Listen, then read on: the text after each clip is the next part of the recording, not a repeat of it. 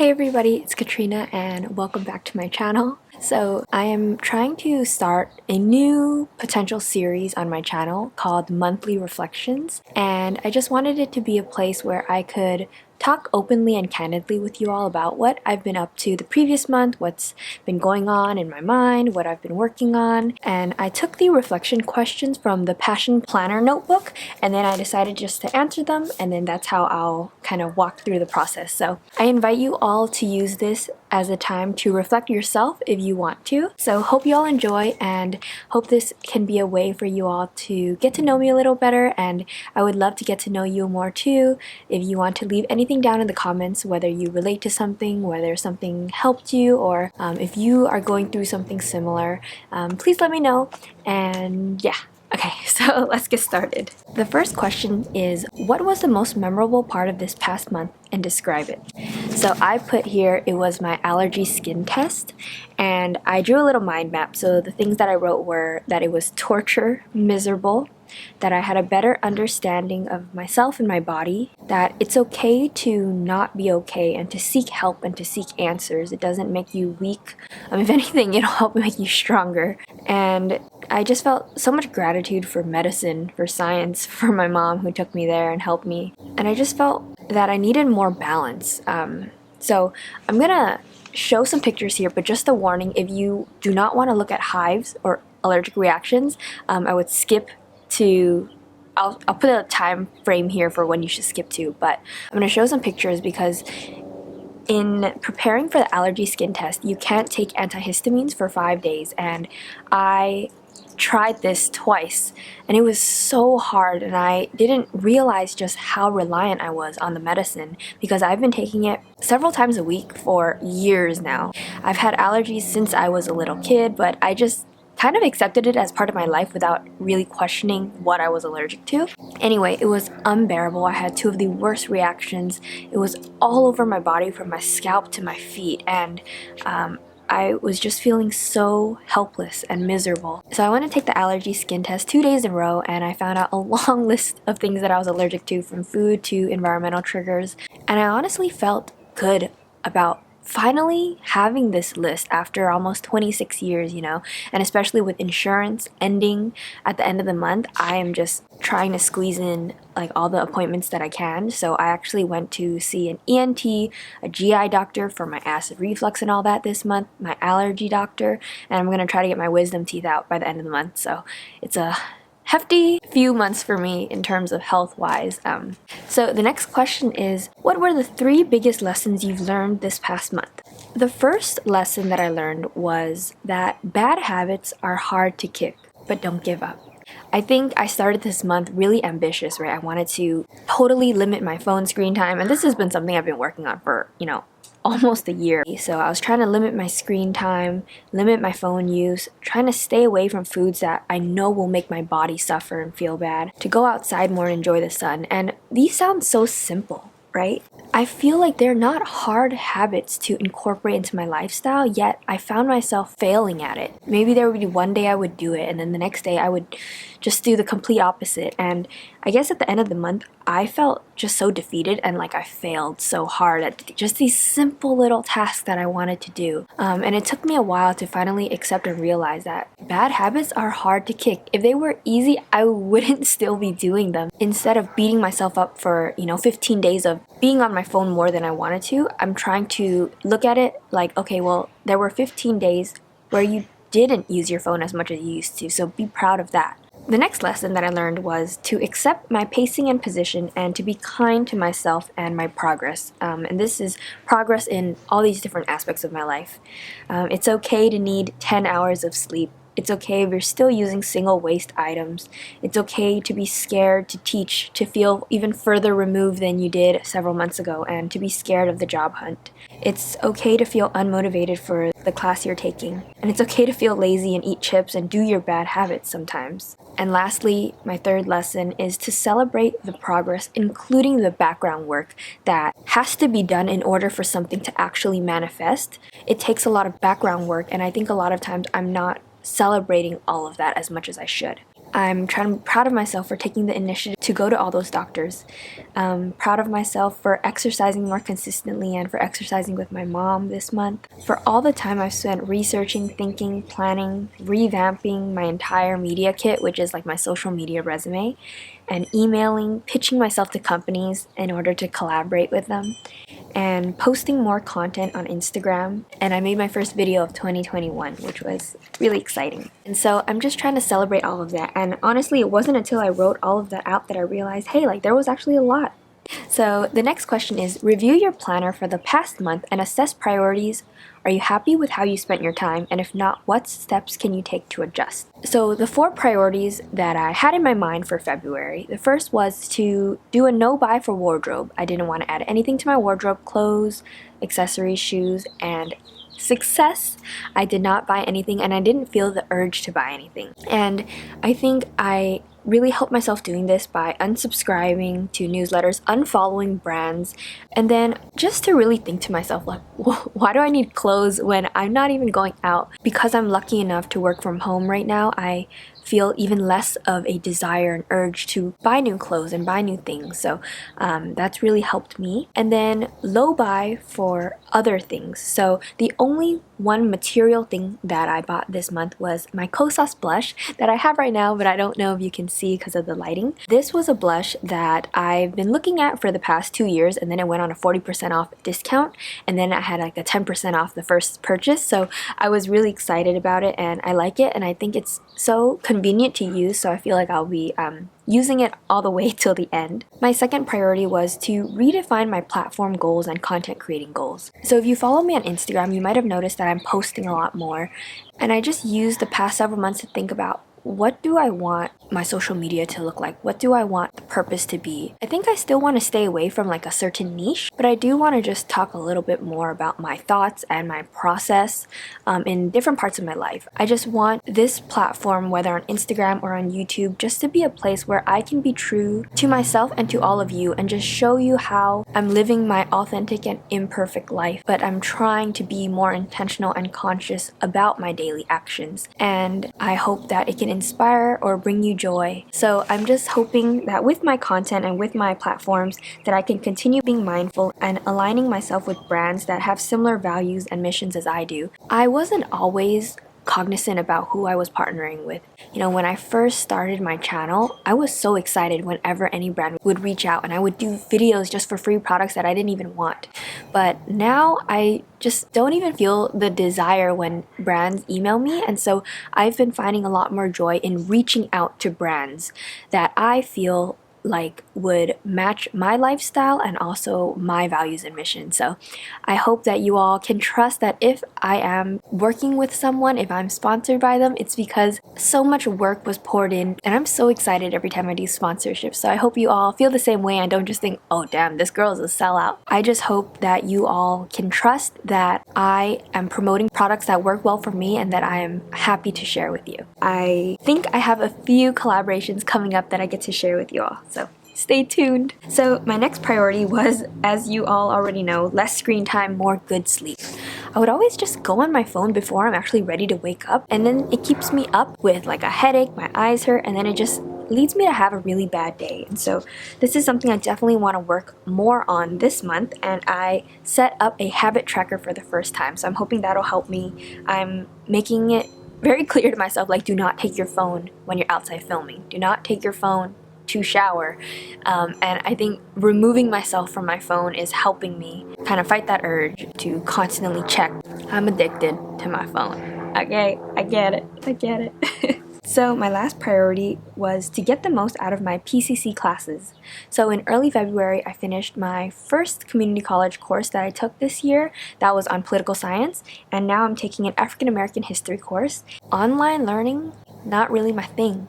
And I'm feeling a small sense of what students must be going through because learning is hard. It's hard to stay focused, and I find myself going on my phone or going on my browser, and so I'm really going to try to take notes on pencil and paper and to throw my phone somewhere far away and to turn on my camera just to keep myself accountable so that I can stay focused. So those are some things that I'm trying to do, and to also set dedicated time because I have an assignment due at midnight today and I haven't even started. Like, that's the kind of person I am right now. So the next question is, how are you different between this month and the month prior? So we're talking about February and January. And I actually started out the year in January being really upset and angry. I was angry at my mom for a really stupid reason, and we were just both in this like silent feud, and it was so miserable and uncomfortable for everybody, my dad, and it just ate at me. It sucked my mood. I just felt so angry, physically, mentally, emotionally drained, and I told myself to just try not to let those angry feelings ride out for so long, longer than they need to. And I feel like I was better at that in February, of just kind of letting go and just not staying so mad. I'm filming. It's my mom. Bye-bye. And in February, I was also stricter and more disciplined to myself in terms of food and not eating some things that I knew were bad for me, even though I knew I loved it. So for example, when I'm eating certain Vietnamese noodles, like there's fish sauce dip, and I love it, but I know that it's probably not that good for me. So I've been saying no to it. Sometimes I'm saying no to the fried onion on top, some of the allergens that I know, and just trying to do the best that I can. Sometimes with some, some cheat days and some cheat meals, but I've definitely been stricter with myself. I've also just been much more mindful about not spending money in February and not consuming as much, trying not to tempt myself and to find joys in free things, right? With family, with friends, with Ryan. I think both Ryan and I were really committed to spending as little as we could in February. So we would try to go on just like walks together or go on dates where we'd share something, or we'd, talk ourselves out of buying something. And it feels really empowering actually to say, no, we don't need that. And so that's something that we're trying to practice, with also treating ourselves out once in a while too. So this next question is, who or what are you especially grateful for this past month? So for the first one, I put Ryan for listening and just reading all of my brain dumps, feeling dumps, even when I don't always reciprocate. Y'all, I talk a lot. I just have so much that's on my mind all the time. I feel like it never shuts off even when I want it to, and sometimes I just need to let it all out. I send so many screenshots to Ryan every day, and for him to just be able to keep up with me, because I remember I was dating a guy before years ago, and he said, I really just can't keep up with you and all of your thoughts, and that really hurt. But Ryan is always, ready to listen, and he'll let me know if he's not, and he's just always happy to read what's going on in my life and the conversations that I'm having that are important to me. And thank you to Ryan for being just such a great moral and physical support when I'm not feeling well, especially those days when I had the really bad allergic reaction, and for allowing me to feel down and just being there with me, and for celebrating me when I'm thriving, whether it's exercising more, emailing brands, getting good scores in class. I just really appreciate that he's genuinely so happy for me when I'm doing well. The second one I'm really grateful for is the online community that I've cultivated here on YouTube and on Instagram. It's a very small crowd, and I feel like more and more I'm just so in awe and grateful for how many of you engage with my posts. Sometimes I see that people with tons of followers, it doesn't necessarily mean that they have more people interacting with them, and so I'm so grateful for every like, every comment, every message. My views on my YouTube channel are dropping, but I'm just so grateful that there are still 100 and something of you that are always watching my videos, no matter what it is, because the theme always changes. So thank you so much, and thank you for trusting me and for feeling joy and being inspired by my content. It really just touches my heart to hear that, so thank you so much.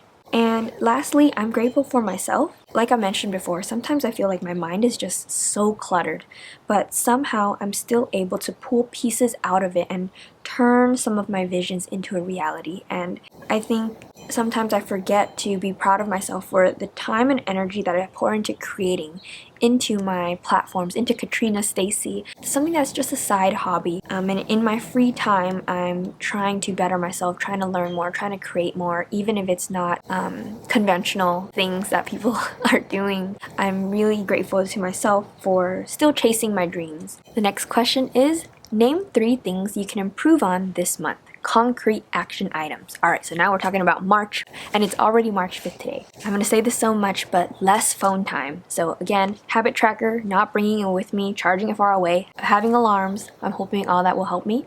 2 is to be a better girlfriend and listener. I want to just check in with Ryan more, to click the links that he sends me. There's still a link that he sent me a few days ago I haven't clicked. To listen more attentively and fully and with my heart, and to make time for him to talk before I talk, and just to continue trying new things with him, to do acts of service as his love language, to be in a better mood, because I know that when I'm in a better mood, he's in a better mood, and don't pick pointless arguments. Which I'm guilty of sometimes, you know. So the last thing that I wrote that I want to improve on is to accept that this will not be the most productive time of my life, and that I don't always need to be doing the most, and to really take care of myself. I always think that, okay, so you didn't teach this year like the rest of your cohort mates, then you need to really make the most out of this year. But then I catch myself thinking, I only work part-time and there's so many hours in my day that are technically free. What am I doing? Like, why do I deserve so much rest? Why aren't I waking up early? Why aren't I going outside? How am I not finding the time to do this and that? And I feel like I'm always just so hard on myself when I'm not having like the most productive day out there. But I just want to be kinder to myself and to accept that this is the way my journey is looking. And although we know we're not supposed to compare, sometimes it's just so hard not to. I don't know, to just feel like it's okay where I'm at, and it's okay to take things slow. And another thing along the lines, I don't need to always be reading the news and to share everything. I feel like if I learned anything in the last year, my mental health, emotional health, physical health really declines when I'm constantly on the news, constantly curating my stories and trying to share everything that's happening and everything that we need to fight for. And I need to take care of myself. In February, we saw an increase of anti-Asian hate crimes and violence against the Asian community, on top of all the other violence around the world, you know, and on top of the global pandemic and hundreds and thousands of people dying. I'm gonna be real, I just don't look at the news anymore, and I don't agree with all those people saying, oh, you need to follow Next Shark, you need to follow all these news outlets to know these things. You don't. Like, I don't want to go on my phone every day, which is already bad for me, to read about another old person who has been violently attacked, and for them to just keep playing that video on replay. Like, it's so traumatic and so violent, and to shove that in people's faces is just like, I'm not about that. So I don't follow any of that, and to be honest, I went on a mass unfollowing spree, and I unfollowed a lot of people that I've kind of just kept there for a long time because I felt obligated to, just because I knew that it wasn't beneficial for my own health. And so if you find yourself in the same boat, just let this be, you know, the sign that it's okay to curate your own following list, to mass unfollow people, celebrities, politicians, news sites, activists, and to slowly refollow the people who you actually intentionally want to follow. So yeah.